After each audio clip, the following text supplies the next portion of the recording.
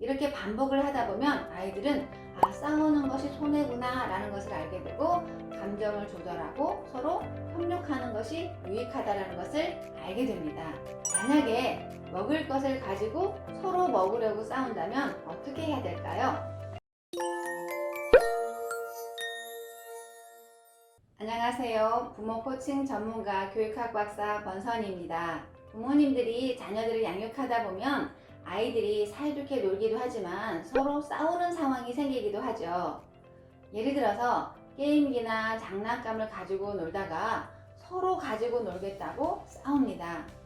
한 아이는 이제 내 차례야 빨리 줘 라고 말을 하고, 한 아이는 조금만 더 할게 라고 하고, 그러다 한 아이가 너 많이 했잖아 이 거짓말쟁이야 빨리 줘 라고 큰 소리로 말하고, 넌 잘하잖아 내가 조금만 더 할 거야 이 욕심쟁이야. 그렇게 옥신각신 소리가 커지고 거친 말이나 거친 행동을 하고 또 결국에 울기까지 합니다. 이런 상황이 생긴다면 어떻게 지도해야 될까요? 주도적이고 적극적인 부모 역할을 하는 가장 기본은 부모가 아이들을 야단치지 않고 존중해주면서 지도하는 것입니다. 왜 이게 중요하냐면 우리의 아이들이 사회에서 다양한 사람들을 만나고 또 그들과 어울리면서 자신의 능력을 발휘하고 살아가려면 먼저 다른 사람을 존중하는 방법을 배워야 하기 때문이죠. 이렇게 자녀에게 존경심을 가르치는 첫 단계는 부모가 먼저 자녀를 존중해주면서 지도하는 것입니다. 그러나 때때로 아이들은 자기 뜻대로 되지 않으면 짜증내고 화내고 또 소리 지르고 울고 이렇게 거친 행동도 하죠. 그럴 때 아이들의 그릇된 행동을 교정해주고 바람직한 방향으로 이끌어주는 것이 바로 부모의 역할인데요. 부모는 자녀가 그랬던 행동을 할 때도 화내거나 야단치지 않고 효과적으로 자녀를 지도하는 훈육 기술이 필요합니다. 아이들이 싸우는 상황에서 어떤 부모는 부모의 방식대로 규칙을 정하고 해결을 해주죠. 너희들 싸우면 게임기 못하게 할 거야, 게임기 없앨 거야 라거나, 시간을 지키지 않는 아이, 욕한 아이를 찾아서 야단을 치고 꾸중하고 벌을 주는 방식으로 지도를 합니다. 또 어떤 부모는 싸우고 우는 아이를 달래주고 무엇을 해주겠다고 약속을 하거나, 하나 사주면 싸우니까 앞으로는 각자 하나씩 따로 사주거나 해서 싸우는 상황이 생기지 않도록 아이들의 지도를 원하는 것을 모두 들어줍니다. 그러나 아이들이 싸우지 않을지는 모르지만 갈등 상황에서 서로 타협하거나 조율할 수 있는 능력은 길러주지 못하게 되죠. 주도적이고 적극적인 부모 역할을 하려면 이런 상황에서 아이들의 갈등을 스스로 해결할 수 있도록 이끌어주는 기술을 사용합니다. 먼저 아이들이 싸우고 있다는 것은 현재 아이들 마음이 불편한 상황이라고 할 수 있겠죠. 그런데 싸우는 행동은 바람직한 행동이 아니죠. 그래서 불편한 마음은 반영을 해주되 싸우는 행동은 제한을 해주는 훈육 기술을 사용합니다. 서로 게임기를 가지고 놀겠다고 싸우는 상황에서 부모가 제일 먼저 해야 되는 것은 스탑 하고 멈추게 하는 거예요. 부모의 감정도 조절하고, 얘들아 잠깐만, 너희들이 사이좋게 놀지 못하고 서로 싸우고 있구나 라고 그 상황을 반영을 해줍니다. 사이좋게 놀지 못하는 아이들은 욕도 하고 폭력도 쓸 수 있기 때문에 사이좋게 놀 수 있도록 그릇된 행동을 제한을 해줘야 됩니다. 너희들이 사이좋게 놀지 못하고 이렇게 욕하거나 폭력을 쓰면 게임기를 사용할 수 없단다. 규칙을 정해서 사이좋게 놀래? 아니면 엄마가 일주일 동안 게임기를 치워놓을까? 어떻게 하는 게 좋겠니? 라고 이렇게 아이들에게 묻습니다. 부모님이 이렇게 말한다면 아이들은 어떤 선택을 할까요? 우리가 싸우는 것이 더 유익할까? 아니면 규칙을 정해서 노는 것이 더 유익할까? 그 순간에 아이들은 생각을 하고 자기에게 더 좋은 것을 선택을 할 것입니다. 여기에서 사용을 제한하는 기간은 여러분이 아이들의 상태를 보면서 몇 분을 제한해야 될지, 몇 시간일지, 혹은 며칠일지, 몇 주일지, 그 상황에 얼마 동안이 가장 효과적일지를 생각하고 그 기간을 정해서 게임기 사용을 제한을 해줘야 됩니다. 반드시 경험을 하게 하고 다시 사용할 기회를 주는 것입니다. 여기서 이번 한 번만 봐줄게 라고 한다면 부모님이 스스로 약속을 지키지 않는 것을 자녀들에게 보여주는 것이 됩니다. 만약에 아이들이 다시 싸운다면 게임기 사용을 조금 더 늘려줍니다.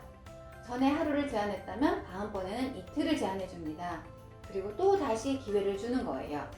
이렇게 반복을 하다 보면 아이들은 싸우는 것이 손해구나 라는 것을 알게 되고 감정을 조절하고 서로 협력하는 것이 유익하다라는 것을 알게 됩니다. 여기서 주의사항은 누군가 편들지 않도록 해야 돼요. 그리고 아이들이 스스로 해결할 수 있도록 하는 것이 중요합니다. 만약에 먹을 것을 가지고 서로 먹으려고 싸운다면 어떻게 해야 될까요? 이런 상황에서도 이 문장을 사용하시면 됩니다. 전에 어떤 어머님이 이 부모 교육을 배우는 과정에 이런 아이들에게 갈등이 생겼어요. 그래서 이 문장을 사용했더니 아주 효과가 좋았다고 굉장히 기뻐하시더라고요. 애들아, 잠깐만. 너희들이 간식을 사이좋게 나눠 먹는 방법을 모르는구나. 싸우면 먹을 수 없단다. 사이좋게 나눠 먹을래? 아니면 엄마가 간식을 치워놓을까? 어떻게 하는 게 좋겠어? 라고 했더니 작은 아이가 엄마, 제가 작으니까 작은 것을 먹을래요 라고 해서 기분 좋게 먹었다고 해요. 여기서 대체로 작은 아이들은 눈치가 좀 빨라요. 그거는 출생 상황에 대한 영향을 받기 때문에 그렇거든요. 또 어떤 아버님은 아이들이 싸우는 상황에서 이 문장이 다 떠오르지 않고 일부분만 생각이 났대요. 그래서 아버님이 애들아, 잠깐만. 너희들이 사이좋게 놀지 못하는구나 라고 책 읽듯이 이 말만 했대요. 전에는 싸우면 혼내고 야단치던 아빠가 이렇게 노력하는 모습에 그 상황이 종료가 되고 아이들은 웃음바다가 되었다고 해요. 이렇게 아이들이 싸울 때 그 상황에 적절한 문장을 사용하시면 됩니다.